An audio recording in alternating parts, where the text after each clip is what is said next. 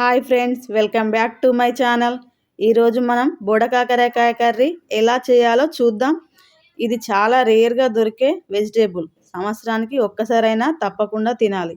చాలా టేస్ట్గా ఉంటుంది. అయితే ఎలా చేయాలో చూద్దాం రండి. నేను ఇక్కడ 1/2 కేజీ బోడకాకరకాయలు తీసుకున్నాను. ఒక గిన్నె తీసుకొని అందులో 3 పావుల నూనెని పోసుకోవాలి.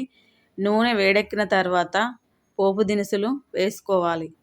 పోపు దినుసులు వేసుకున్న తర్వాత ఇదే పోపులో ఇప్పుడు కొంచెం మెంతి కొత్తిమీర పోపులో వేసుకోవాలి.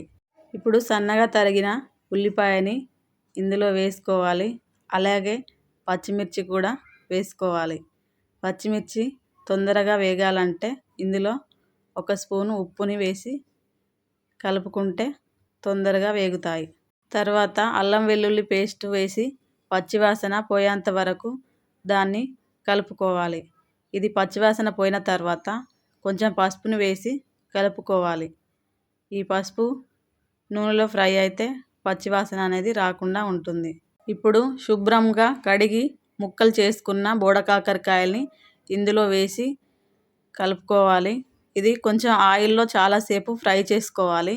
ఇప్పుడు దీన్ని దాదాపు ఉడికేంత వరకు మూత పెట్టుకొని ఉడికించుకుందాం. మూత తీసి చూసుకుంటే ఇప్పుడు బోడకాకరకాయ మంచిగా నూనెలో మగ్గి ఉంది.